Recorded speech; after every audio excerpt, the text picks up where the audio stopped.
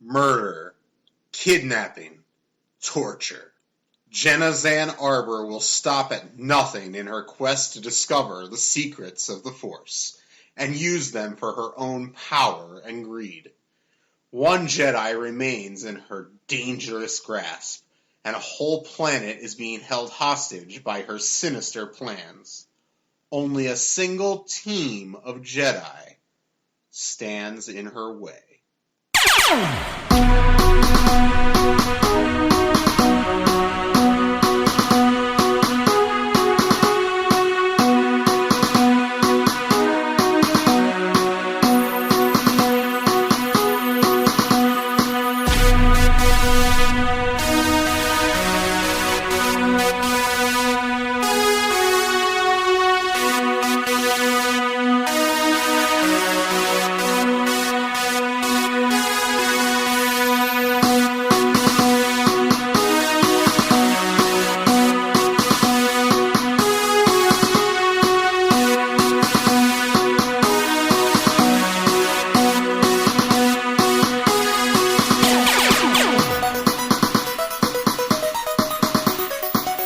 Greetings, young Jedi! I am Levi, he is Tim, and we are the Padawan Library, the only Star Wars junior novel podcast.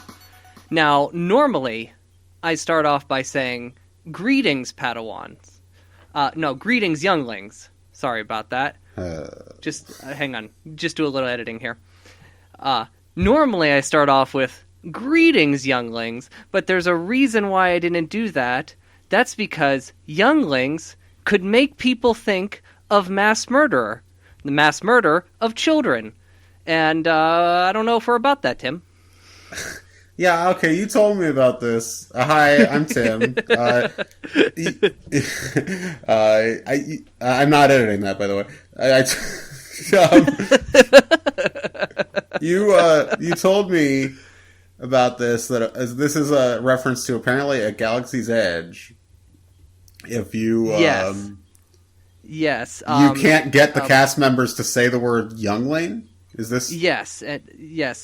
Jenny Nicholson, who's a blogger who is a Disney file. Yeah. She has some cast member friends, and this was something that she discovered, that cast members are not allowed to say younglings. It's one of the words that's on the list that they can't say, and the reason why is because it's associated with mass murder. Now, in that same breath, though, they have meet and greets with Darth Vader, the mass murderer in question. See, I have a problem with this. This is pure victim blaming. This is what I told you at the time, right? And I know that's a buzzword or whatever, but it's true. Like they're the subjects of the mass murder, like they're the victims of this mass murder. So why are they the ones that we can't mention by name? Seems weird. It's a little strange. It seems like I don't understand. I don't really follow the logic. Is my issue. This isn't the first time I've noticed that they aren't allowed to say certain things, because way back before they redid Star Tours, before they do the pre-ride check where they check all your seatbelts, and then the cast member before closing the door would say, "May the Force be with you." Now, when they updated the ride, and I've ridden it multiple times since then, not a single cast member has said, "May the Force be with you," and I think they aren't allowed to say it for some reason. That seems weird. I have no proof of that. Now, I was once, we were told a joke once by one of the cast members, and that joke was, today's tour has been brought to you by Wookiee cookies. They're chewy. Oh. Yeah, Okay. That was about the audience's reaction too. Anyway, do you? So how are you doing? I'm doing well. And yourself? Oh, I'm doing great. I'm fighting through a toothache right now, recording this podcast. So, that's terrible. We're gonna try to keep it short today. Sorry, guys, but I like this opening. We're not gonna go for 20 minutes on Dumbo this week. Right. But Any other news you wanted to touch on? Yes, I'm going to start calling this Batuu news. Oh. And I'm going to start this small discovery I made with a question for you, Tim. If there was one item in the Star Wars universe that was real, like it was something that you could physically purchase, what would it be?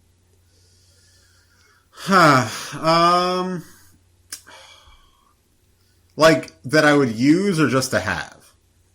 Anything in the universe that you could possibly buy. Because if it's just to have, it would be like something that just looks cool, like I don't know, Padme's blaster from Phantom Menace. Oh, that's a good one. That's or a fun something one. like that. But I also don't have any real desire to own a gun.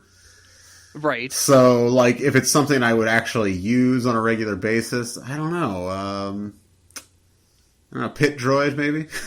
Oh, that's a good one. Yeah. Well, I came across a list of items. This list was ridiculous items that you could buy in Galaxy's Edge. Ridiculous according to whom? It was so stupid because I thought all of these items were very cool.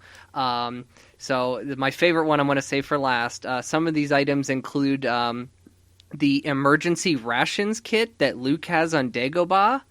Like, it's a replica of that, and it has actually edible food in it. The flashlight that Yoda steals from Luke on Dagobah, you can buy that too. Is this all Dagobah focused? Not all of it, just those things. You can buy Imperial credits, like actual metal, like gold metal bricks, I guess you'd say, that are stamped as like Imperial credits. But the one thing that blew me away, and I will for sure buy, chance cubes. Oh! Chance cubes. Now, for our listeners, you might think, chance cube, what's chance cube again? Oh, it's what Watto rolls to, that Qui-Gon manipulates to get, Anakin freed before the pod race. I love that it's called a chance cube, that it's not just dice. I love and I just love how Watto says chance cube. I love everything about it. You painted me a portrait of Watto a few years ago for Christmas.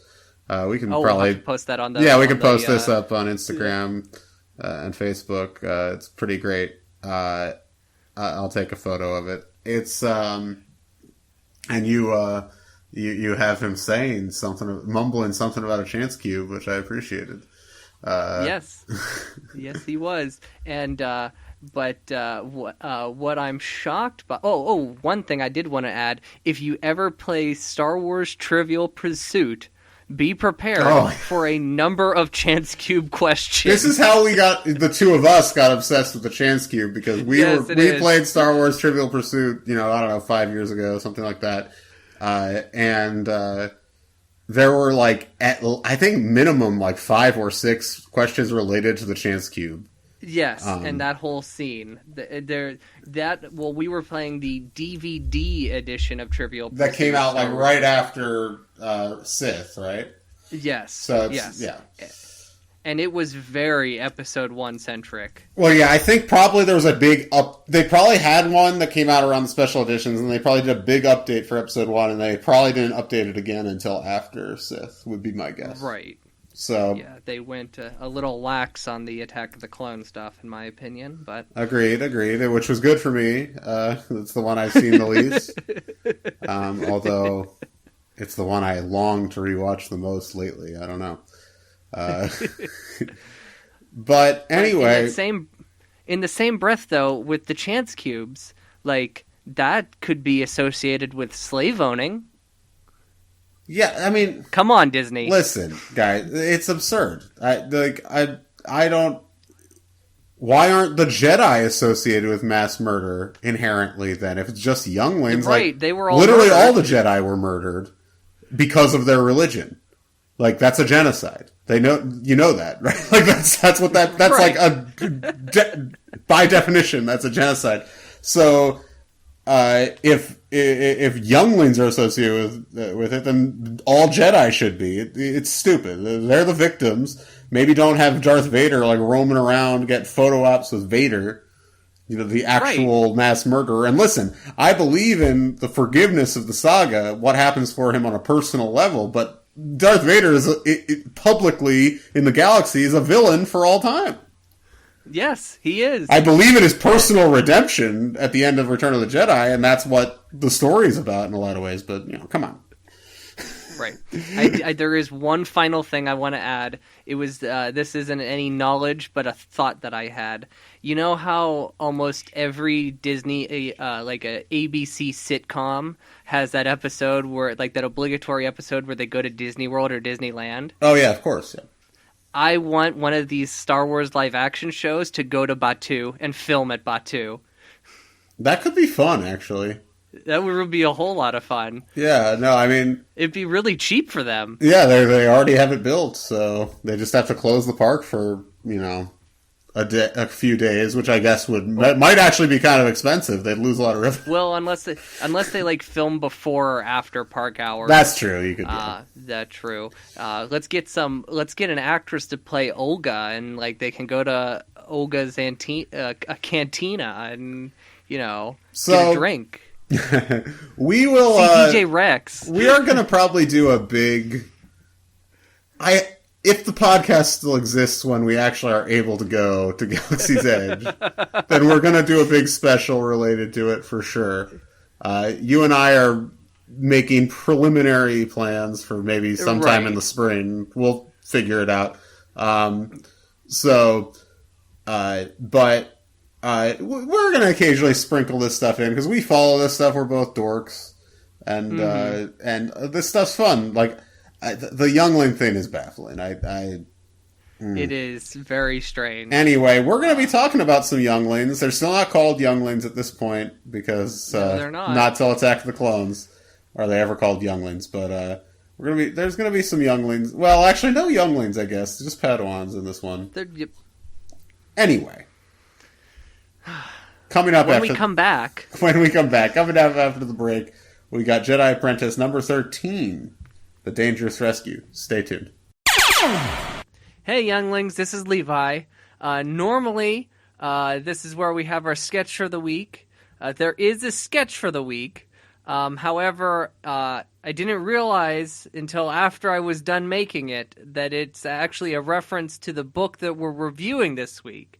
Normally, we reference last week's book, but I failed to do that. So instead of just carrying it over to next week, like logically, and I'd have to write another sketch, we're just going to put the sketch at the end of the episode.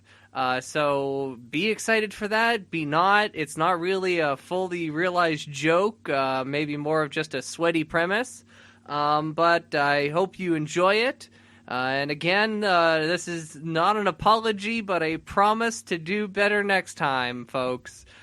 So until then, let's get back to the review of The Dangerous Rescue. Welcome back to Padawan Library. I'm Tim May, here as always, Levi Paratic. Hey. Alright, so, today, we are reading the conclusion of a little mini trilogy here of Jedi Apprentice books. This is The Dangerous Rescue, kind of wrapping up the big bounty hunter, / Jenna Zan Arbor arc. So, the last book, The Evil Experiment, that book was ended with they're just about to rescue Qui-Gon, but then wait a minute. There's a big twist. There's another guy there, another prisoner, and if he leaves, then some transmitter will set off, and it'll kill that other guy. So Qui-Gon can't leave. He sends Obi-Wan and Astri back to Coruscant. At least that's what he told them to do. And he's left alone to fend off Jenna Zan Arbor and her nonsense. I mean, we might as well just jump in. I don't know if there's really We much to should, but now before we get into the book, I have one thing to say. say. Okay. And that is, this cover is trash. This Okay. is so much worse than, I mean, you How? think Deadly Hunter is. Oh. Look at Suri's shoulders. Her shoulders are wider than Obi-Wan's. Look Listen. at Obi-Wan's crazy proportioned arms, and their lightsabers are transparent. No one's saying this is good, but the idea that it's like anywhere, like they're in the same kind of ballpark, and it also like No. at least looks like an illustration, not like a fucking like Windows 95 screensaver. Like, I'm sorry. You're wrong about this. I think the polls have proven this. The poll. Nobody responded to the polls, No, all right? we're not talking about my polls. I called up Quinnipiac and and all the greatest polling places. I went to MIT. I fucking called up my boy Nate Silver, and we ran the national polls. We ran them. And I gotta say, 72% of people of replies, and by the way, we had a sample size of about 14,000 people, which is actually a pretty good quorum, Sure. for the population of the United States. That 72% of those people said that's a trash fucking cover. No, I'm they sorry. did not. It's just facts. This one is so much worse. There's like I'm not saying it's test good. tubes photoshopped I've on never it. liked these covers. You're the one who defends these covers, Levi. They're I've fun always talked shit on sometimes, these covers. but they're not always great. They are hit or miss. Anyway, chapter 1. Okay. We'd pick up mere seconds after the evil experiment. Obi-Wan is worried about this decision he just made. Should he have left Qui-Gon alone in Jenna Zan Arbor's Hell Lab? Ashtray then reminds him that her father is dying and she now has the vaccine, so she needs to get to the temple ASAP. Obi-Wan doesn't want to leave, and he wonders if Charlie, Wheeze, and Tup, remember these are Ren Sorn's lackey lizard friends, not that they're lizards, they were described as lizards at some point. He was wondering if those three could arrange a way back for her, but that's when they both realized they're nowhere to be found. They were supposed to watch the door and warn them if Ona Nobis showed up, but clearly they got scared and ran off.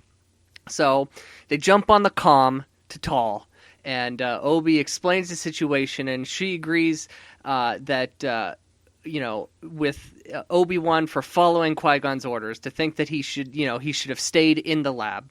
But she thinks he needs to remain on Simpla 12 and assist the Jedi team who's on their way. That Jedi team are old friends, Master Adi Gallia and Suri Tachi, her apprentice. So Tal tells them that when they arrive, Ashtray can hitch a ride back to Coruscant with the pilot. Oh, by the way, Jenna Zan Arbor, has cut off all communications with the lab, but before she did, Qui-Gon was able to send a message to the temple. He let them know that Arbor has locked herself in with the other hostage. She will kill him, or them, spoilers, if anyone enters, and we're finally we're sending more reinforcements on top of Adi and Suri. So Jedi teams out the wazoo. A mere moments later, Adi and Suri show up, and Obi says her goodbye to her. He reflects on how he's grown to admire her, from just being a bumbling cook. She's shown so much bravery, so much character development. And Adi then informs Obi that they think the other Force-sensitive being in the lab is Jedi Master Nor Raya.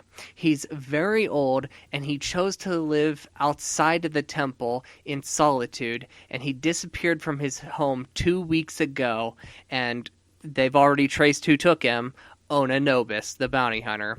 So, Obi, he starts complaining, we got no time to waste. We need to find a way in that lab stat. And Adi's like, well, don't worry, boy. We already know how we're getting in.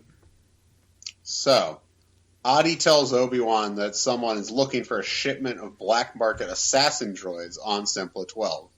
They know that this person is Jenna Zan Arbor, and because they're already in contact with the Sellers. The Sellers believe Jenna Zan Arbor is looking to leave the planet, but she knows the Jedi are after her. Because she knows the Jedi are after her, so she needs protection. So,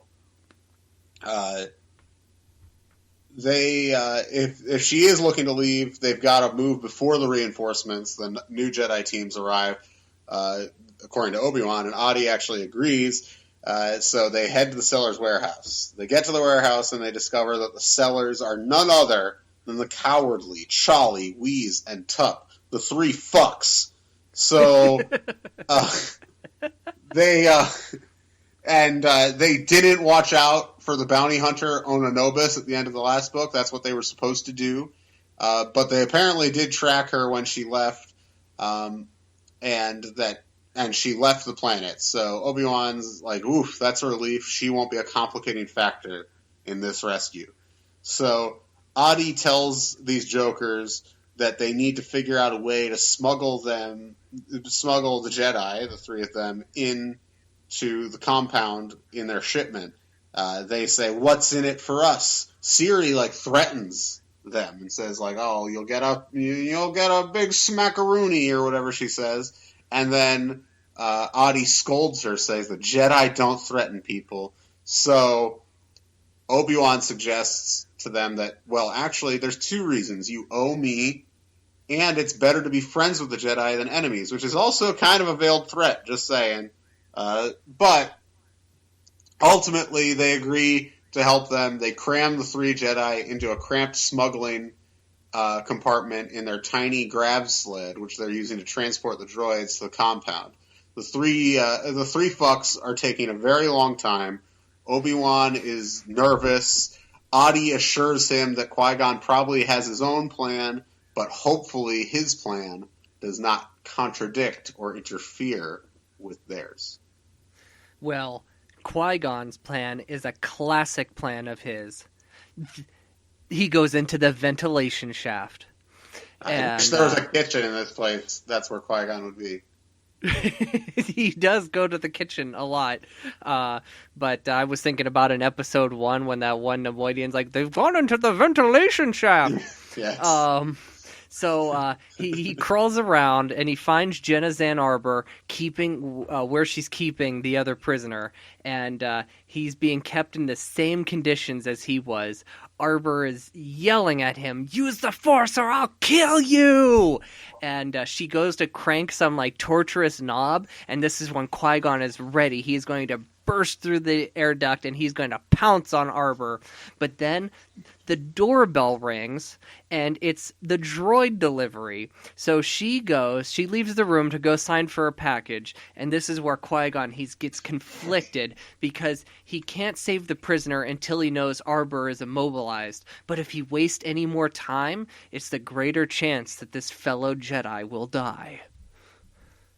So, Charlie, Wheeze, and Tup are having trouble controlling the grav sled in the narrow corridors of Jizza's compound. It keeps bumping into the walls and making noise. Jenna is getting super frustrated, tells them to stop and unload the droids just where they're standing. She also wants them to hand over the CIP, or the Central Intelligence Processor, which will allow her to program all the droids at the same time. Charlie offers to program them himself, like Adi asked him to, but she refuses, she refuses. She won't pay them unless she can do it herself, is what she says. So she programs the droids to only listen to commands from her voice and to protect her at all times. They're to accompany her to the landing pad on level 1 to leave the planet in 5 minutes. The three fucks, they begin unloading the droids, but they forgot to turn off the grav sled's engines. So it goes flying everywhere, shaking loose the compartment, and the three Jedi fall to the ground in the middle of a bunch of droids. Jenna Zan Arbor orders them to attack. Blaster fire erupts from every direction. So Qui-Gon, he hears some blaster fire, and he's like, oh boy, I better go see what's going on. So he jumps out of the ventilation shaft, and he runs into the hall, and he discovers our Jedi team is surrounded by 20 assassin droids. And Obi-Wan doesn't have his lightsaber. All he's got is a vibroblade. So this is Qui-Gon's like, all right, I guess I'm joining the fun. So Jizza is scared, and one of the things she does is she orders a group of assassin droids to surround her. And while that's going on, our Jedi team is making a sizable dent in the number of droids, and they're slowly advancing towards Jenna Zan Arbor. But this is when Tup, the fuck, as you put him, he decides to get away because he's scared. And when he gets away, it causes two of the assassin droids to follow him. So Obi-Wan breaks formation and takes care of those droids. But then, like, Qui-Gon, he breaks off too because he knows all that Obi-Wan has is a vibroblade, and there's a droid behind Obi-Wan, and Qui-Gon, he goes to use Force Push, but nothing happens. He's too weak. He's too weak from the experiment, the evil experiment of Jenna Zan Arbor.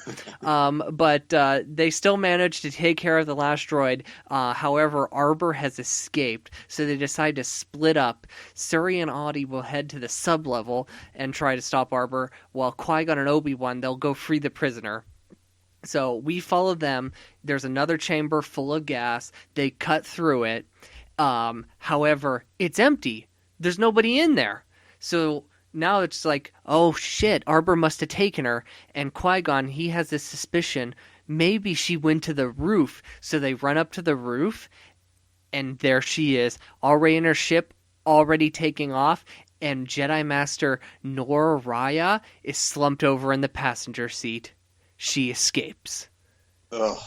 So, back on the transport, the Adi Gallia Siri transport, Qui-Gon is being treated by Jedi medic Winna D. Uni.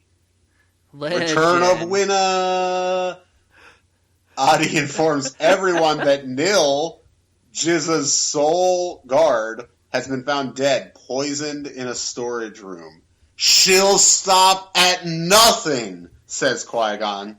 The three fucks, Charlie, Wheeze, and Tup, they whine about not getting the money. Tall contacts them, asks, well, that's all that happened with them. That's all they do. Right, that's all they are. They just whine about not getting money. That's why they're the three fucks. I don't know. I was very creative in that nickname. Yeah, you were. When I was reading the book, I imagined them as these, like, this bumbling, group of British drunks.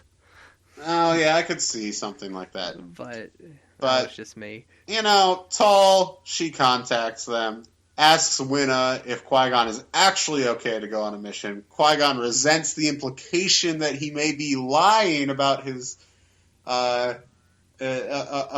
status, but obviously appreciates the concern of Tall, who he obviously wants to fuck. So, Tall also informs Obi-Wan that after Dee Dee began to recover, Astri went off on her own to find Oda Nobis herself and collect the bounty.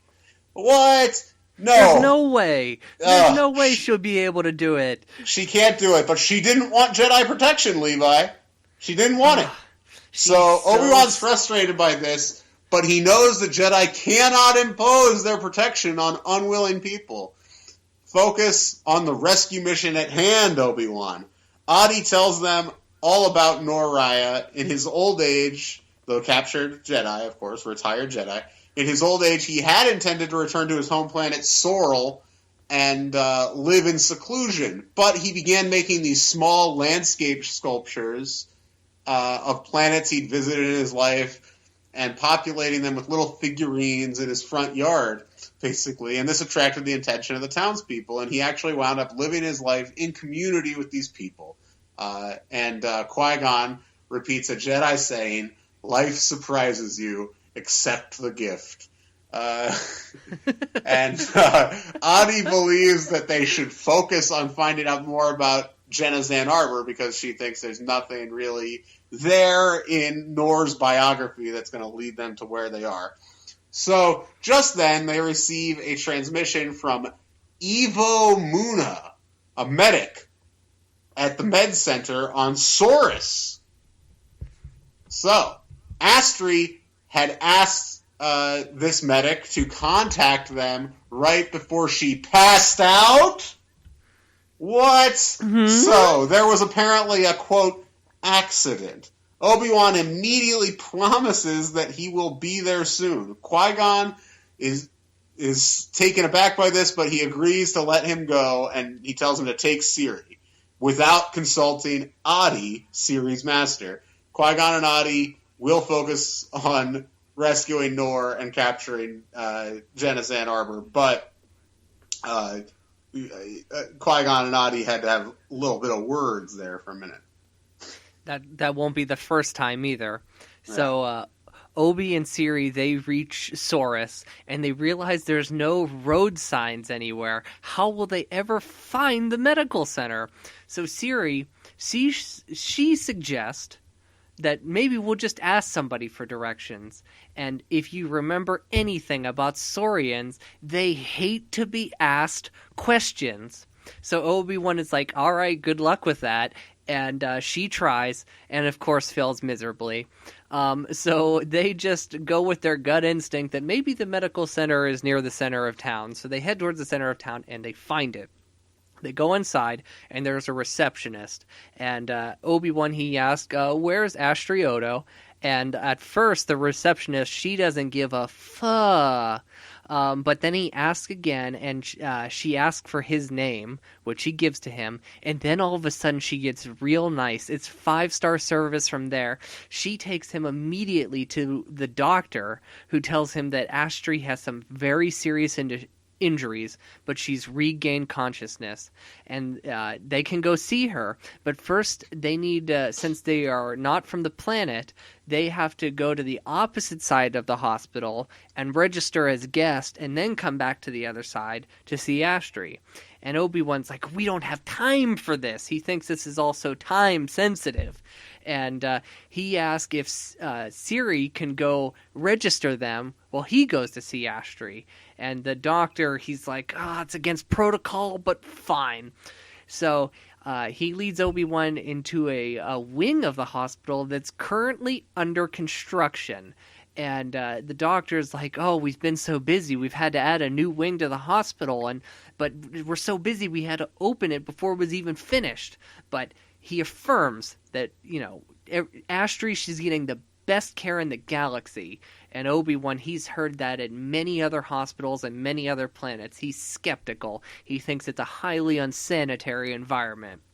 So the doctor brings Obi to Astri's door, and he's like, well, here it is, but I have to leave. I got an emergency. And Obi-Wan's like, but I got a question. And the guy's like, nope, no time. And the guy goes running off. He physically sprints down the hall. And Obi, he opens the door, and when he opens the door, it's like an incomplete hospital ward in there, and then he feels a presence, a familiar presence, and that's when Ona Nobis leaps out of the dark right at him. Oh boy. So, Obi-Wan engages... What? It's a trap! Oh no. We can't engage in that kind of tomfoolery right now. Okay. Continue. It's fine. Obi-Wan engages Oda Nobis in battle. She apparently replaced her whip from last time. He tries to get closer to her where the whip is less effective. The whip is more effective when they're engaging in slightly more distance battle. He realizes how much he relies on Qui-Gon during battles. The muddy, slippery terrain puts him at a disadvantage. He remembers Qui-Gon's teaching, the hardest decision is to walk away. Obi-Wan throws a nearby fusion cutter at Oda Nobis to briefly distract her, and he leaps to a higher girder just out of her reach and escapes.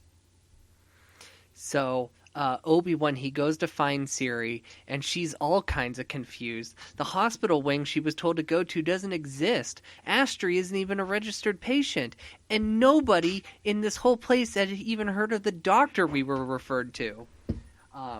So Obi-Wan, who's like, well, big surprise because this was a trap. I was just attacked by Ona Nobis. And she's like, well, what happened? And he goes, this is verbatim. We fought, I left. And Siri, she immediately chastises him for running away. And she's just like, well, I would... Because remember, Siri, she's got this bulldog kind of attitude where she'll take on anything that comes her way, and she's always like edging for a fight there. She also has like a kind of beef with Obi-Wan, if you remember. Right. So. Yes, she does. And this is where Obi-Wan, he reflects a little bit. Siri, she's just starting out as an apprentice. She's still got a lot to learn, and they're a long ways off from considering each other friends. So Obi-Wan, he calms Qui-Gon to tell him what happened, and Qui-Gon's like, you made the right move, alright? Nobis is nearly a distraction from the real task at hand. However, we don't know where Astri is. She did not tell Tal where her whereabouts were before she left, so she may be on Surus, she may not be. Obi-Wan, he wants to stay and look for her, but their masters tell them, you guys need to head back to the temple immediately. So begrudgingly agreeing, Siri and Obi, they go searching for a pilot, and they meet this pilot by the name of Donnie Buck, and his ship was just repaired, and now he's heading to Coruscant. So I think Donnie Buck was like the 12th man on the 1987 Celtics. The most white dude basketball player name of all time. Donnie Deep Buck. reference out of Jude. Wow. That's not actually his name. I'm just saying it's the most white dude basketball player name ever. Donnie Buck. Donnie Buck. I'd get that jersey. Anyway, so on a whim, Obi-Wan asked Donnie Buck, hey, did you happen to see a bald girl? And he was like, yes, I have. I just transported them from Coruscant with these 3 chuckleheads, Charlie, Wheeze, and Tup. So Fuckleheads, maybe? Yeah.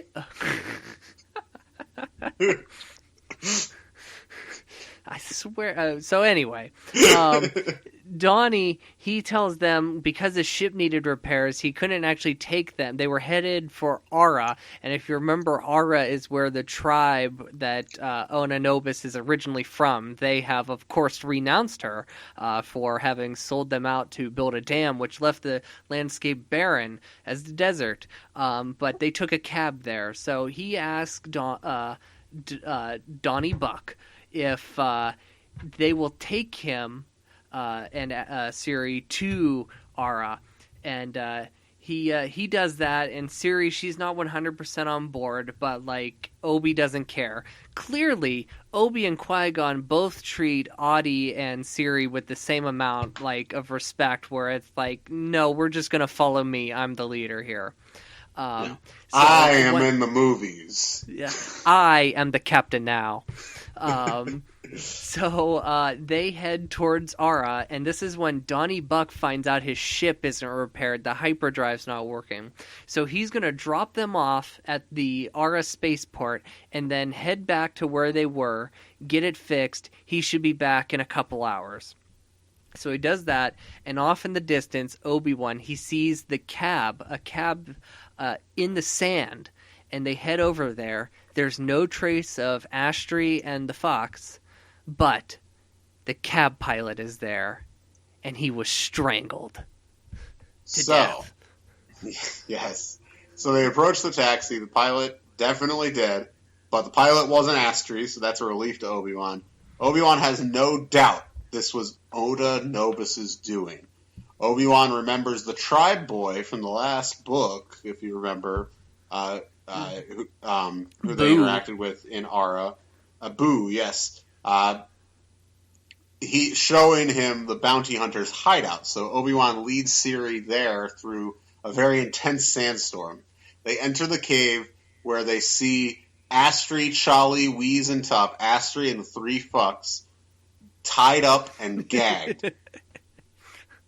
Obi-Wan rushes in to free Astri. He doesn't care about the fucks. Free Astri, who immediately informs him that it's a trap. There you go. I could have done it, but I didn't. And Obi-Wan rushes to the exit, but the rocks and debris collapse to trap them all in the cave, burying them potentially for life. So we're on to chapter 11 now. Obi-Wan, he feels like a straight fool for walking into Ona's trap, and it doesn't help that he disobeyed Qui-Gon. He's feeling real down on himself, and of course he didn't mention the location. He didn't tell Qui-Gon about the secret hideout. He didn't have the chance to yet, and he forgot to tell Tal where the location of the secret hideout even is, so nobody knows that they're even there or where to find them. So him and Siri attempt to use their lightsabers to cut through the rock, but the rock just turns to sand, and it fills all the crevasses between all the other rocks, and it packs the wall even further.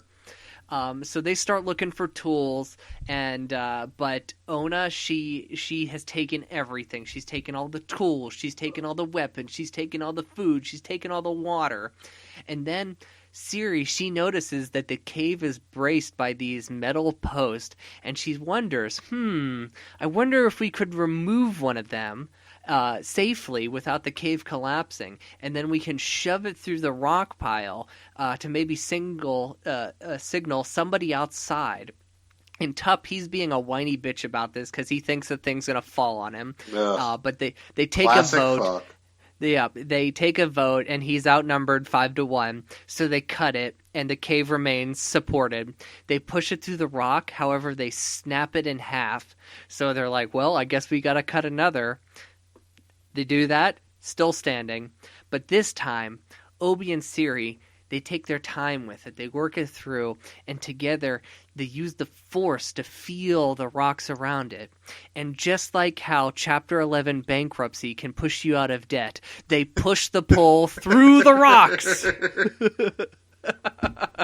If we ever have enough listeners that it's worth making t-shirts, that's our t-shirt. Right, we gotta figure out that design. I agree.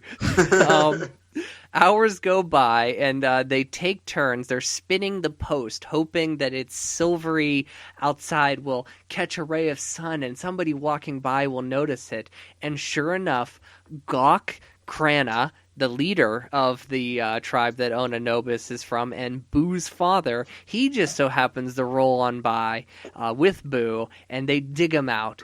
And they said they were out and about. We saw the dead cab driver, and a pilot showed up, and he said the folks he was supposed to pick up, they're not here. So Boo wondered if it's the woman who saved his tribe from starvation, the woman he worshipped.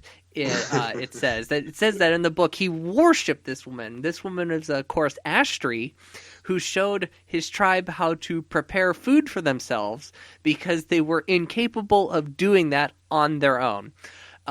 So she's pretty much a god. She's like C-3PO with the Ewoks.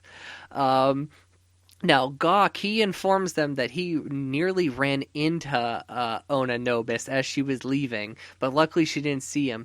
And he heard she was talking to somebody on her comm, and it was mentioned that she was going to go to Belasco, and Belasco is the home planet of former Senator Uda Sorn, mother of Ren Sorn, Force-sensitive kid who was killed 8 months ago. So Obi-Wan, he calms Qui-Gon, and he tells them what's going on, and Qui-Gon, he's disappointed, but he's like, we'll meet you on Belasco. Ugh, so, Qui-Gon, wait, I'm sorry, let me clear my throat. This is a lot coming up here. It is. Okay. Qui-Gon and Adi are approaching Belasco. Adi confronts Qui-Gon about his rash decision-making, ordering Obi-Wan and Siri to Saurus without first consulting her, and his concealed weakness from his captivity. He cops to both things. He apologizes. He says he never has trouble apologizing. That doesn't mean he has to like it. So He's equally frustrated in Obi-Wan's rash disobedience on Soros. And Adi points out, hey, you guys share that quality, basically. Qui-Gon understands this, he takes the criticism like a good Jedi. And when they land on the platform, Obi-Wan and Siri are there to greet them. Qui-Gon tells the pilot to stand by as they may have to leave in a hurry. We don't know how long we'll be here, but we might have to leave in a hurry. So, Qui-Gon offers Obi-Wan a curt, next time, contact me first. Right away, that's how he greets him. Adi believes that they should first warn Senator Uda Sorn, who has been granted housing in the palace on her home planet. It cannot be a coincidence that Jenna Zan Arbor has brought Oda Nobis to Belasco of all worlds. She must be planning something for or with her old quote-unquote friend, Uda Sorn. So Qui-Gon agrees that they should meet with Sorn, but all they have to offer her is suspicion, no facts. So Qui-Gon asks Obi-Wan where Astri is, and Obi-Wan tells him that she's nervous to talk to him because of the danger her situation put Obi-Wan and Siri in. And so Qui-Gon walks up to Astri, and she immediately apologizes. We're going to read a little bit here on pages 75. Alrighty. Let me find the place. Here we go.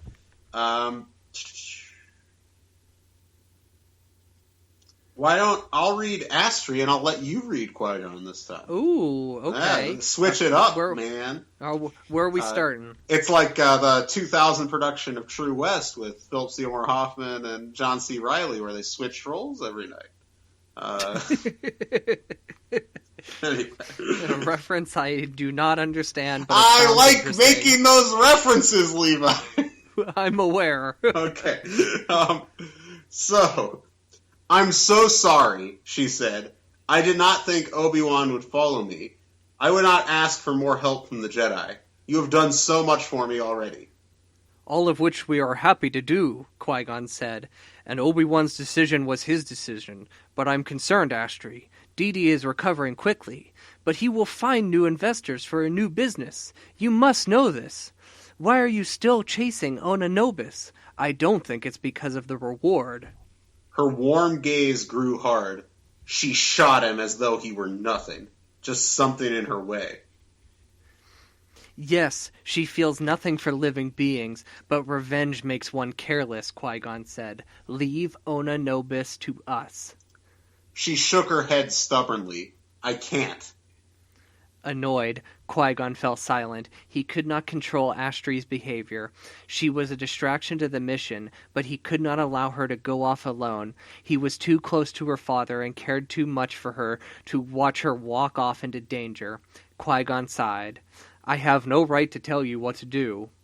Now we agree, Astri said cheerfully. But I have the right to make a request, Qui-Gon added. She looked at him warily. Remain with our party for the time being. Ona Nobis is here on Belasco. Either we will find her, or she will find us. You will learn more with us than without us. Hesitantly, Astri nodded. All right, I thank you.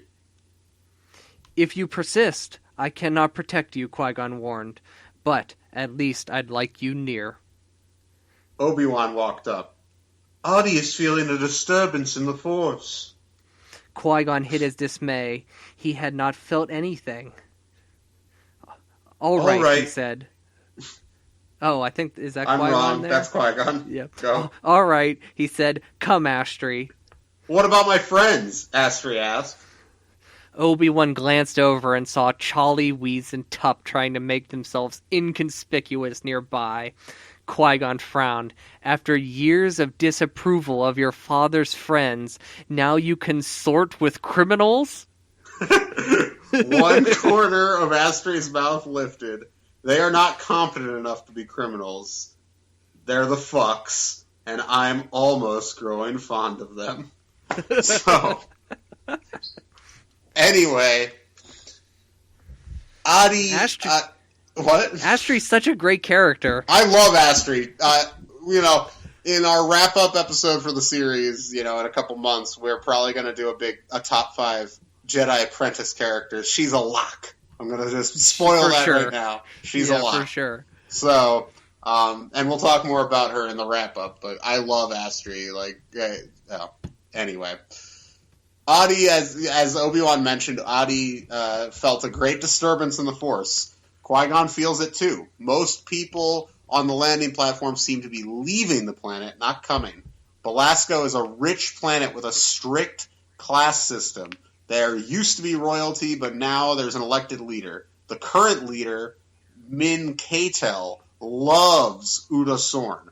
The party... our party ventures into town. An older man sits on his front stoop, looking pretty bummed out. Adi inquires about the disturbance they've felt. And this old guy, he explains that the water supply on Belasco has been contaminated.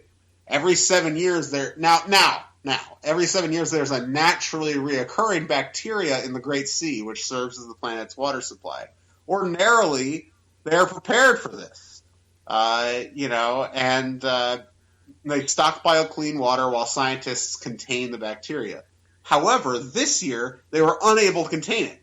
So and rather than being able to contain it, the bacteria has multiplied and spread. And it's infected mostly young people, young children, and old people. So I guess kind of a flu maybe like thing, and where it could be deadly. And it includes, and some of the people infected include this man's granddaughter and the leader, Min Catel's daughter. They're running out of water and time. Adi returns to the others after talking with this man. Qui-Gon announces immediately his suspicion of Jenna Zan Arbor, who, remember, has a habit of introducing calamitous plagues to worlds so that she can play savior with the cure that she's already developed.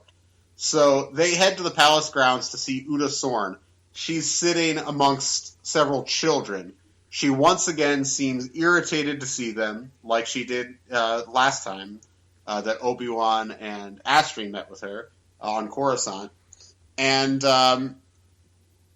she expresses some disdain for Astri and the three fucks. Like, oh, is this your new entourage, I think is maybe what she says, something like that. And she's volunteered, apparently. She's a medical aide with these children. And one of the children is Jolie Catel, who is the leader's daughter that was mentioned earlier. And Qui-Gon, takes note of this, but he tells Uda Sorn about his suspicions about Jenna Zan Arbor, but Sorn cuts him off. She says, I'm aware of my former friend's possible crimes, basically what Obi-Wan had told her about in the previous book, that he suspected that she killed Senator Sorn's son. But she cuts him off, and she has... This is a long chapter, guys. She has... she says, I haven't tried to contact... I'm sorry. Says... Jenna Zan Arbor has not tried to contact me, and I would not see her if she did. Qui-Gon says that Oda Nobis is here on the planet as well, and Senator Sorn says, it doesn't matter, the royal droid guards will protect me, there's no need to worry, and she storms off. Ceres, looks around, sees there are many droid guards, she's like, oh, maybe she's right, maybe it's not an issue. It's very heavily guarded, and Obi-Wan and Qui-Gon exchange a knowing glance, and they're like, no. Oda Nobis can do anything. So, get ready, another long chapter. Obi, he asked Qui-Gon, well, why didn't you tell former Senator Zorn about Tiza possibly being responsible for the contaminated water? He says it's because they have no proof yet, and he believes that Zan Arbor is going to try to contact Sorn, because he reminds us that while Sorn knows that Zan Arbor is responsible for her son's death, that doesn't necessarily mean that Zan Arbor doesn't know that she knows, and they can use that to their advantage. So, Astri asks how she can help, and Qui-Gon, he tells her to take Charlie, Wheeze, and Tup, and to stay behind, hang out in the square, and just keep your eyes on Zorn at all times. He's not convinced that these royal droid guards are programmed for more than just basic protection. They would be no match against Ona Nobis. So Audie, she's like, but don't you think this group of like sleazebag lizard fox might stand out? But that's exactly what Qui-Gon wants. If Ona Nobis comes around and sees them after the fact that she left them to die in a cave, she'll know that we're onto her, and it may give us the extra time we need to prove Zan Arbor's guilt. Suddenly, Obi-Wan feels a familiar presence. He looks around as Astri's walking away, and there's a cloaked figure following her. Oh, Obi runs to catch up with them. He busts out his cable launcher, flies up to the rooftop. He's running across the rooftops. When he catches up, he dives off, leaps on the figure, pulls back the cloak. Behold, the twist of all twist. It's Fly. What? This was mind-blowing to me. What? I was shocked by this. I was too. I could not believe this. And the explanation for it is even more baffling to me. So Obi-Wan is all like, I thought you were dead. And Qui-Gon is all like, well, when I examined the body, I had my doubts that it was you, but I never voiced my concern. This is classic Qui-Gon having, like, knowledge of something and then just not sharing it. He's done this before, but this was a big thing. Yeah, I wonder when this came in the plotting of this story. Yes. That's all I'll say. Yeah, because it's very abrupt. And what's really hilarious is Suri asks, who is this character? So and this is the thing, Fly, if you don't remember, died, quote unquote, 2 books ago. Right. It's been ages. And it was barely even mentioned in the previous book. Right. So Fly, he explains he's trying to keep Astri safe since Dee Dee is such a good friend to him, and he had to fake his death because Ona Nobis tried to kill him. Her whip was wrapped around his neck, but luckily his landlord was good with an electro jabber and saved his hide. So he figured he should lie low for a minute, and with the help of his morgue friend, they found an already dead person that kind of looked like him, and they dumped them in the alley. So Qui-Gon wonders, well, then why did you drain the blood from the body? And Fly is all like, well, that's Zan Arbor's M.O. She always drains all the blood from the body. But then Qui-Gon wonders, well, how do you know that Zan Arbor is responsible for the murders? And he's like, well, several of my colleagues were killed by her. You could have mentioned this when we were interviewing you before you, quote-unquote, died. And Qui-Gon is all like, well, then why didn't you tell us that Ona was trying to kill... why didn't you tell us, when Dee Dee's life was in danger? And Fly, he's like, I didn't think it was important at the time, but, I may have screwed up a little bit. Yeah, so there's one Good last one, question. One last question that Qui-Gon has. Because this is the one loose end. The one thing that has not been resolved. The one thing we all forgot about or didn't even realize was a loose end. Where is Senator Zorn's data pad? And surprise, surprise, Fly conveniently has it tucked in his cloak. Qui-Gon takes it from him, and Fly's like, oh, it's a snooze fest on there, nothing but Senate speech transcripts. So Fly then runs off, and I wrote in my notes here, and I presume we will never see him again. And so he literally just leaves the scene, and not only does he leave the scene, they never have Astri's reaction to this. Because remember, Fly had given her a data pad. I had suggested that maybe these two were more than just friends, because he helped out at the cafe. But Astri is not present in this scene at all, so she doesn't have any shock of surprise, remorse, anything like that. And finally, so Audie, she's concerned. This Senator Zorn, she keeps popping up in this investigation, and Ah. this investigation just keeps getting weirder. So, I actually, before I get started on the next chapter, I just want to make a note.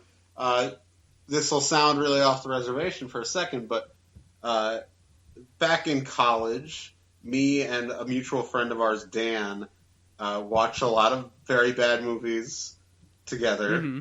And we used to say that anytime the main point of the movie was to find a piece of microfilm, it was a very boring movie. And I won't say boring book for this, because we'll get to our final thoughts when we get to them.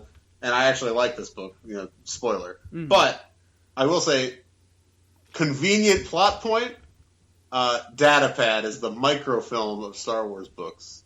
Yes, it is. It's just like a thing I barely care about. It's just a thing that contains information that could be received in a more interesting way, like a more of a story-based way.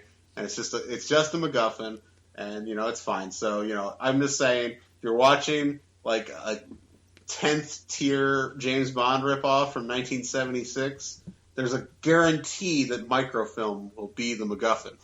And if you're reading the 13th book in a Star Wars series, there's probably going to be a datapad somewhere. So, anyway, on her way back to the platform, Qui-Gon contacts Tall and asks her to investigate the bacteria on Belasco and send. And he also wants her to send the official Senate hovercam transcripts from the dates on Senator Soren's datapad to see if they match. They talk. The group talks to the official in charge of off-planet transport registration. They ask if there's been any unusual arrivals over the last couple days, since there haven't been many arrivals on the planet at all.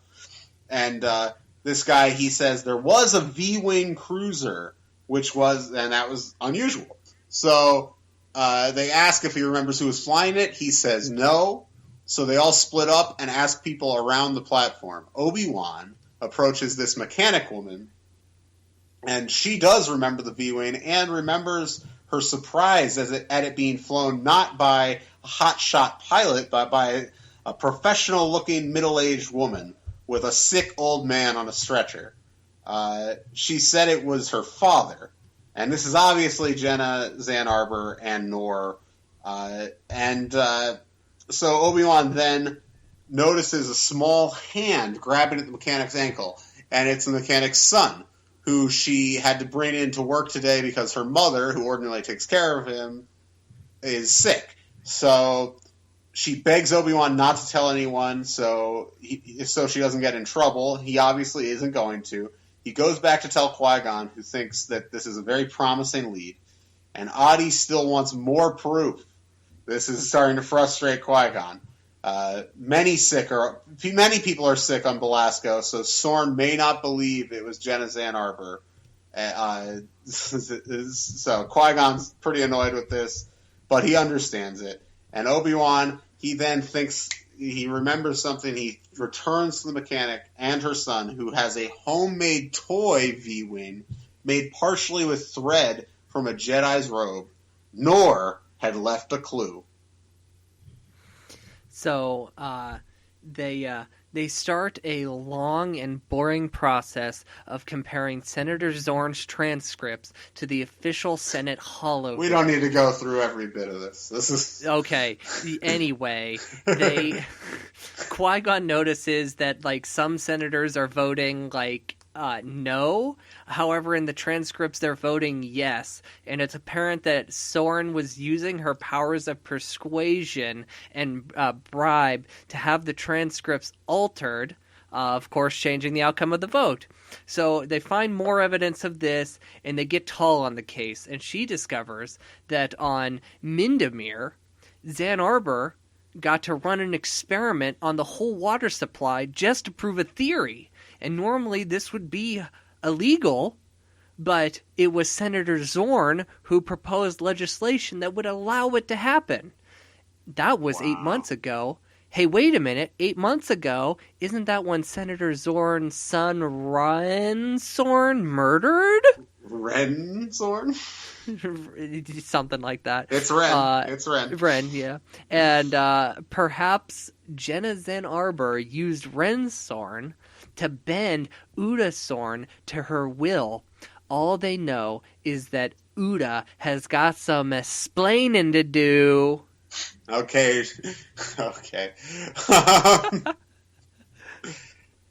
Anyway, oh boy, I don't know why that got to me. All right, Ricky. So, Uda Zorn, they confront her, and she immediately admits to altering the votes. Jizza was holding her son hostage at the time, according to her. And after she got the vote pushed through, Jizza released Ren, but then he broke back into her compound. If you remember, I was confused about this. I think I realized he was looking for evidence to nail Jenna Zan Arbor, probably, would be my guess. Now that I was confused about this last week, and I feel kind of dumb about it. But anyway, broke back in, and Jizza claims that Onanobis had killed him. She's not. Senator Zorn is not sure what to believe, but she can't do anything but serve her people at this point. That's what she says. The leader Min Katel approaches, asks Uda if he should ask the Jedi to leave. She says no, but in a way that's clearly like, you should find a way for them to leave. And he does ask them to leave. Qui-Gon immediately obliges. Adi believes that Uda Zorn is lying. She's not sure why, but she suspects that Nor is being held somewhere on the royal grounds. That's just what she feels. Qui-Gon believes that they should ask Min Katel to conduct a full search for Nor. Adi says no, it's only a feeling. Qui-Gon is once again very frustrated, but he remembers how he had overstepped earlier, and he agrees to follow Adi's more cautious approach. They'll instead break into the water purification plant. So they case the joint, and it's heavily guarded by those droid guards, and there's retinal scanners all over the place. They're going to have to sneak in without any force or loss of life. But how? Qui-Gon has an idea. They're going to swim in with all the other water. So they jump into this cold, roaring water, and he warns the Padawans, this is going to take all their strength to achieve this, so don't be afraid to ask for help. And Adi, she's like, you do the same, Qui-Gon, because she knows he's still a recovering boy. This is kind of like the same, like that scene in Mission Impossible Rogue Nation, where they swim into the compound through, whatever. Okay. Right. Those are movies you haven't watched. So. Yes, I need to. So they are pulled into the water treatment plant, and they find a series of holding tanks with specific dates. So they take a handful of samples, and then suddenly a red light appears. The droid guards are coming. They dispose of these droids when they show up in mere seconds. Mere seconds. It's all it takes for 4 Jedi to take them down. But they know more organic, sentient being guards will probably be on their way. And they can't go back the way they came in because the water's being sucked in. They can't swim against that. So they decide to cut their way through the front door, and they go running towards the fence that surrounds the building. Blaster fires whizzing past them. Obi, Siri, and Adi, they use the Force. They leap over the fence, and Qui-Gon, he goes to muster the Force, and he leaps, but he only makes it partway up the fence. He's not strong enough to leap over it, and he has to physically climb his way over the top. Remember, he's still a healing boy. So now they are certain that they must tell Min Katel about this. Oh, wait. Now they're certain that Min Katel will hear about this, and he's going to kick their butts off the planet. All right. Adi runs the samples and sends the resulting data to Tal. Qui-Gon rests on a tree. Obi-Wan is concerned about his master's diminished strength and expresses this to Obi-Wan or to Qui-Gon. And Tal gets back to them though in a few minutes with analysis of the samples. The bacteria on the planet has been in the sea has been bioengineered so that the traditional way the Belaskins had restrained it in the past caused it to grow and spread instead. So a cure to the disease has just been announced in the past couple of hours on Belasco, and Tal has been able to trace it back to Zan Arbor Industries. That's right, got her. So they return to the palace and look for Astri, who was there who was supposed to be watching Uda Sorn. And Astri and the three fucks have been volunteering in the kitchen, where they've gotten a good sense of Sorn's movements. So Astri says that Sorn has done nothing unusual, but she does pick up meals for the sick kids. And Qui-Gon asks, when's the next meal? It's going to be soon. So he tells Astri to count how many meals Sorn takes and see if there are any extras. If there are, he wants Obi-Wan and Ciri to follow Sorn to see what where she's taking the extra meals. It's probably to Jenna Zan Arbor and Ono Nobis. Do not engage Ono Nobis. Sorn does take the 2 extra meals. Obi-Wan and Ciri do tail her, and eventually she stops and leaves the meal and walks back in the opposite direction, leaving it. And Obi-Wan and Ciri sit and wait. They do wind up observing Ono Nobis arriving. She takes the meal, she eats a tart, and then leaves. Ciri curses the fact that they didn't take her on right then. She was unarmed. Obi-Wan says it was right to observe Qui-Gon's order. Ciri then asks, did you really want to just follow his orders, or are you just scared to face her again? Oh, Ciri. Ciri. A lot to learn. This made me think of a quote from a favorite movie of mine, Kung Pao Enter the Fist. We've talked about this movie now the second time we're talking about this movie. Yes, I'm going to quote it. Obi-Wan, he should have looked at her, at Ciri and said, "She would have killed you like a small dog." It's exactly what it would have happened. So, Chapter 19. They agree they must tell Min Cattell what's going on. I wonder if he's related to Harvey Cattell at all. Oh, no. Horrid joke. No. When they find him, he's preparing for a celebration because the cure of the illness has been found. They're going to have a big party, and he's just sitting out on his throne. His daughter's in his lap, and Uda Sorn is sitting next to him. They tell them what they know, and he doesn't believe them. He's like, no, that's not possible. Uda's my friend. And the Jedi, they said, we need to search her room because we think she is hiding these 2 people. And he says no.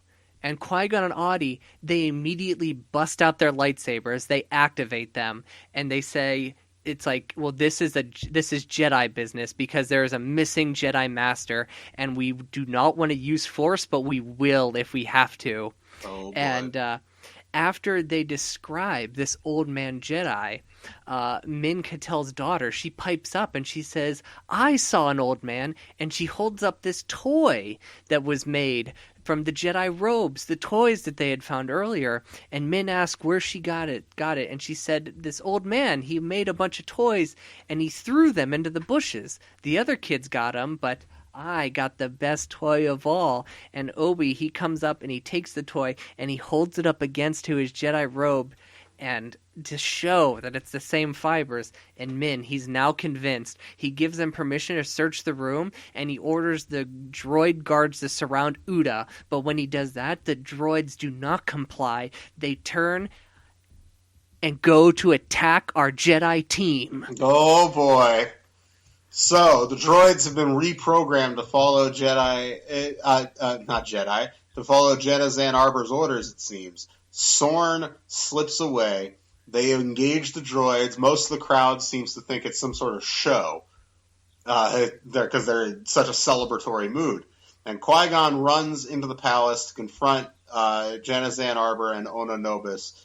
Obi-Wan is worried that he's not ready to fight a full strength Ona Nobis. But they take care of the droids, and Adi, Siri, and Obi-Wan eventually do follow Qui-Gon into the palace. Once they reach Soren's quarters, where Jenna Zan Arbor is with Nor, who is restrained and unconscious. Jenna Zan Arbor has a datapad with the key to her cure. Like, the scientists in the world don't have every part of it. She has the last part. Should they attempt to kill or apprehend her, she will destroy it.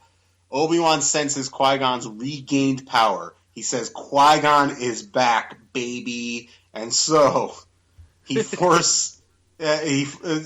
force snatches the datapad and uses the Force to drag a tapestry off the wall and onto Jenna Zan Arbor, trapping her long enough for Adi to free Nor.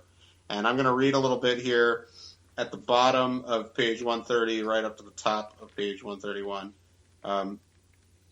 He says, Qui-Gon calmly tucked the datapad in his utility belt. He bent to capture Jenna Zan Arbor as she came up from underneath the tapestry, coughing from the dust. After all your experiments with the Force, in the end, you failed to understand its power, Qui-Gon said. She fixed him with a look of rage. I should have killed you when I could. That, Qui-Gon said, was your other mistake. Oh! So, Obi-Wan, in the aftermath of this, realized that Siri isn't there in the room with them. She must have engaged Ona Nobis. So he rushes back to help her, but he realizes they're above them. So he jumps up and they double team Ona Nobis, and once she kind of gets cornered, she then realizes that she's at a disadvantage fighting these two very skilled Jedi. She throws her whip and wraps it around a pipe above her, and just as she's hanging from the pipe, and just as she's about to escape, Adi shows up, slices the whip in half, and Ona Nobis falls down. She falls down to her death. We don't know. Now, I do want to, when they're fighting Ona Nobis, she doesn't pull out one blaster. She doesn't pull out two blasters. She pulls out three blasters. And in my notes, I just put 3 blasters with exclamation points.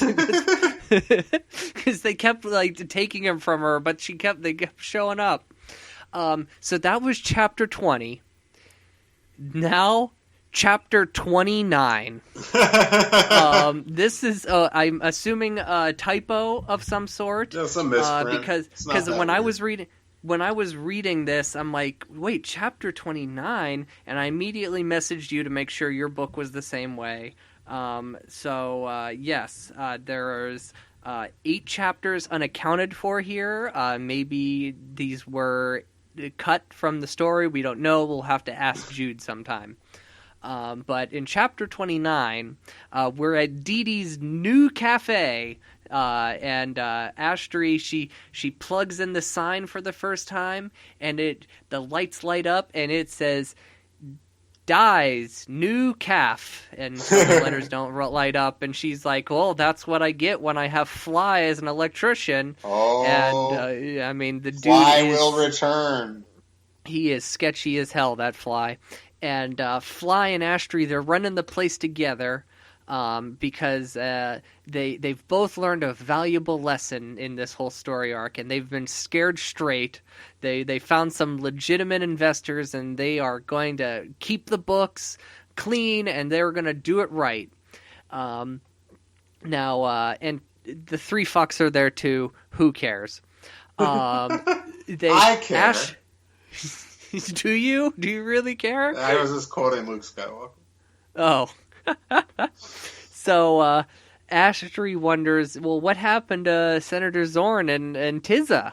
And they inform her that the 2 of them have been sentenced to life on a prison world. So we will not likely see them again. And they all have a good laugh at Zorn's and Tizza's expense. And for our little final, where they leave us in this book is on page 137. And Siri, she pulls Obi-Wan aside. And Tim, do you want to read for Siri? Yes, one moment here. Here we are. All right, start at the I just wanted to say. Okay. I just wanted to say I was glad to see you turn up on the roof to help me fight Ononobus, she said. I guess I thought less of you for fleeing the battle on Saurus. I did not understand how powerful she was. She could have killed me, Obi-Wan. I cannot imagine that, Obi-Wan said. The embarrassment on Siri's face made him want to smooth over the situation. You are the best Padawan fighter I've seen. Except for you, Siri said. I have fought in temple exercises many times, Obi-Wan. Fought you in temple exercises many times, Obi-Wan. I should not have questioned your ability or your nerve. I was wrong. The words seemed torn from her reluctantly. I have been wrong myself, Obi-Wan said lightly, as well you know. Adi says I have learned an important lesson, Siri went on. She made a wry face. And I hate learning lessons. I thought too much of my own abilities. Even though I'm a Jedi, I am not invincible. There are many in the galaxy who can defeat me. Now I understand why we were taught over and over that our motive must be sure, our concentration total. I underestimated the dark side of the Force. I will try not to do that again. And I know now that I will not always be strong. I will not be afraid to recognize when I am weak. An important lesson for Padawans, Adi said, overhearing them. Obi-Wan threw a glance at Qui-Gon, and for stubborn Jedi Masters... Qui-Gon took a placid sip of tea. I have no idea who you mean, he said, his eyes twinkling. I love that twinkling at the end there. It's very Dumbledore-y.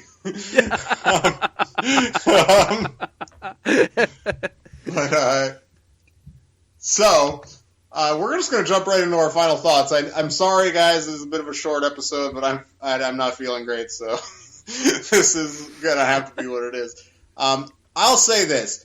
I think that I found this is actually the case with most of the time in this series, which is the setup book is usually the strongest if there's like a 3-book arc. And then the second book, it expands the new characters in interesting ways, and that's worth doing also. And then the third book, I don't have a problem with it, and it's still essential, and it closes the story, but it often feels clipped, like there's a lot of narrative shortcuts happening. And I think that can describe the Dangerous Rescue a little bit. Yeah, there's, for sure, because...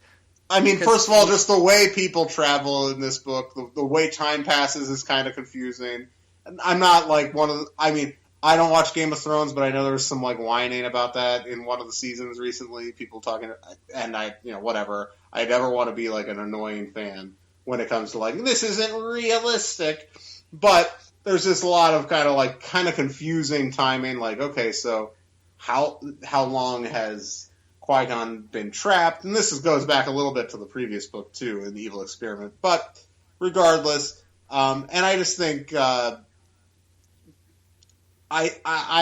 kind of wish the reveal for Uda Sorn happened a little earlier in the book.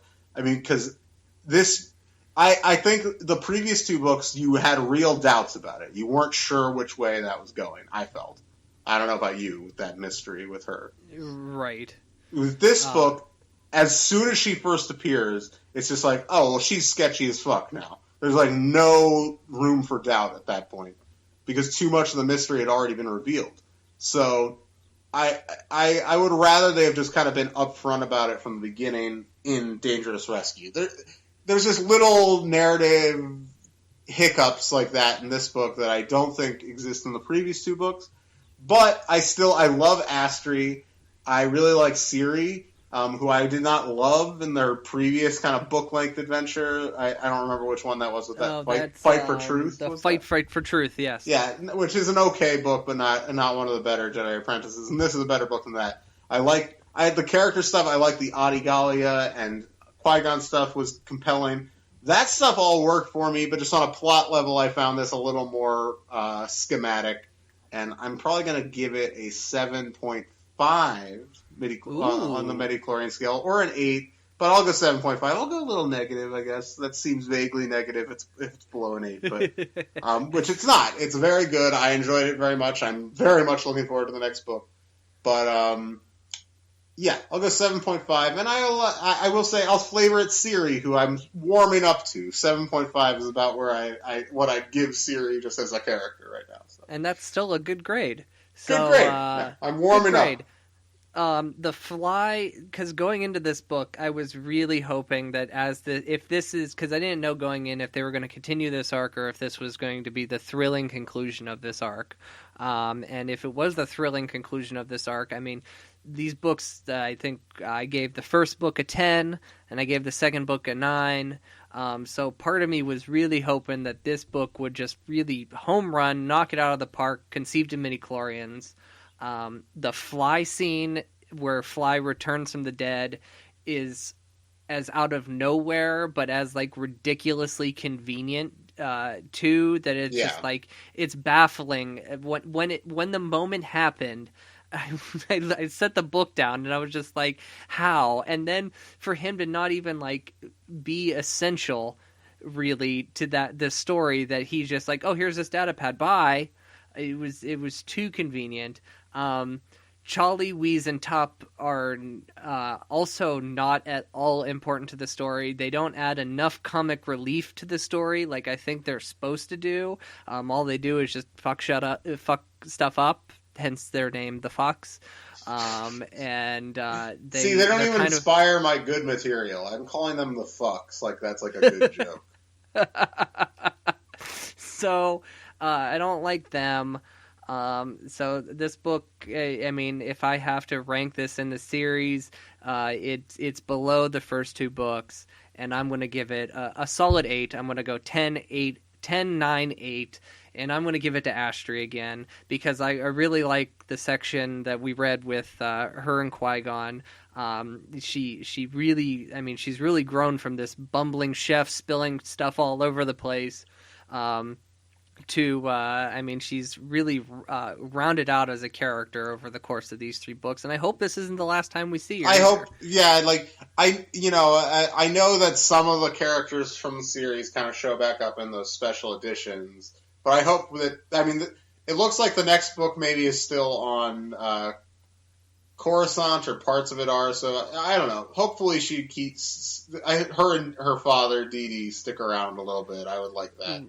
Right, and I really liked Dee Dee in the first book. We didn't get any Dee Dee in the second book, and then in this book, Dee Dee literally had one line. So I'm hoping Dee Dee shows up again, and we all have a good time.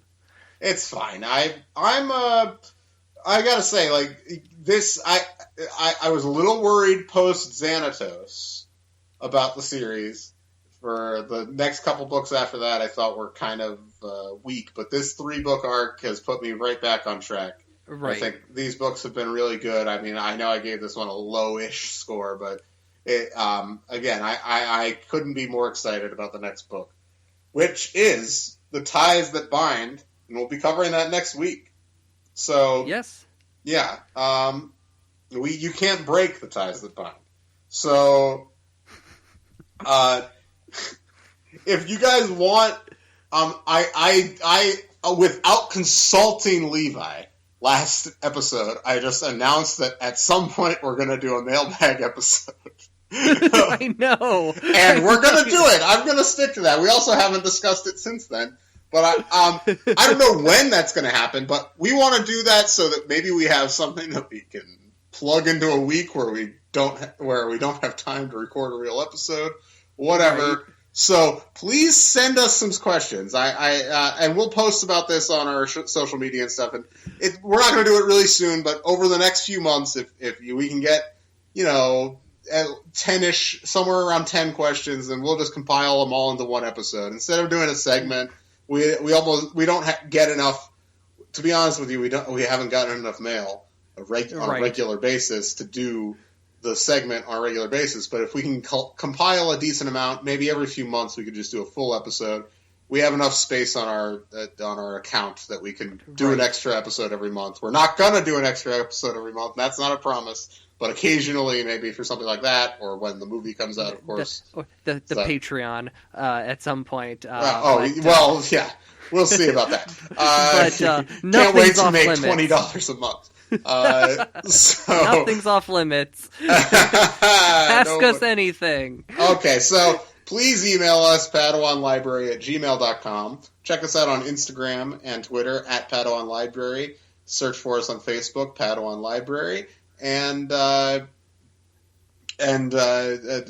other things. I don't think there's anything else. I don't Subscribe know. to us on Apple Podcasts and rate and review us on Apple Podcasts. 5 stars only, but those ratings and those reviews are very good. We have one, and we'd like to have more. Maybe we'll start reading the reviews. Maybe we'll do that next time.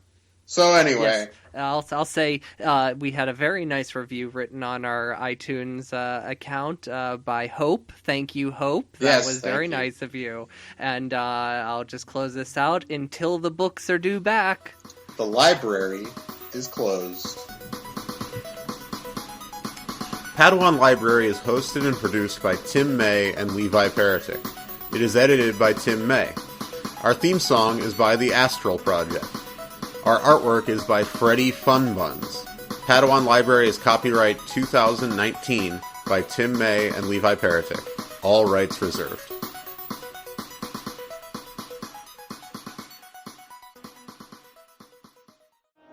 Dee Dee, this restaurant is amazing.